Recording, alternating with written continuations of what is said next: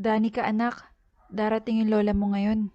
Si mama, yung lola mo, pwede bang ikaw muna ang magbantay sa kanya habang wala pa kaming makitang ibang pwedeng mag-alaga sa kanya? Ma, alam mo naman na hindi ako marunong mag-alaga ng matanda, di ba? Na-stroke ang lola mo 5 years ago, kaya naka-wheelchair na lang siya. Hindi na siya nakakapagsalita at hindi na rin siya nakakagalaw ng maayos.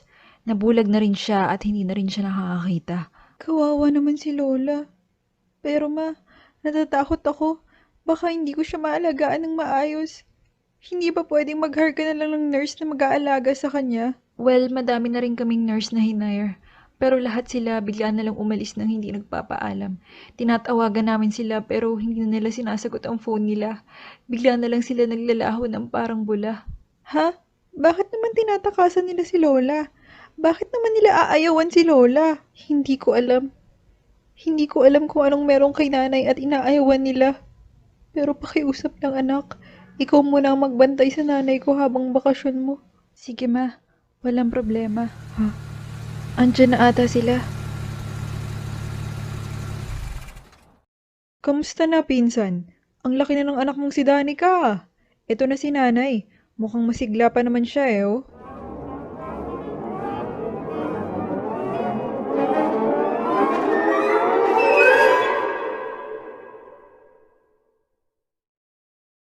Eto, busy pa rin ako sa work ko. Oo, etong si Danica, gagraduate na yan ng college next year eh. Sige, kami nang bahala kay nanay.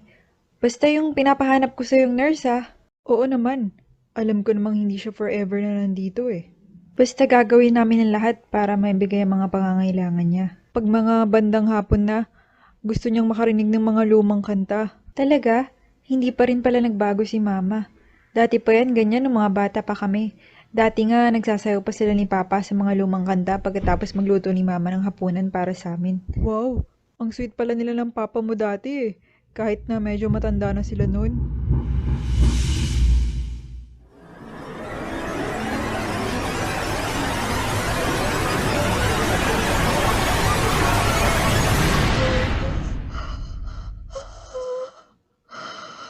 Ma, si Lola!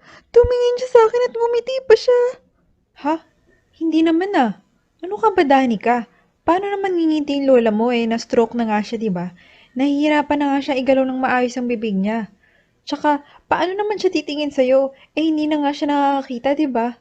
Minsan talaga parang mukhang nakangiti ang si lola mo. Lalo pat ngayon na naririnig niya ang boses ng nanay mo.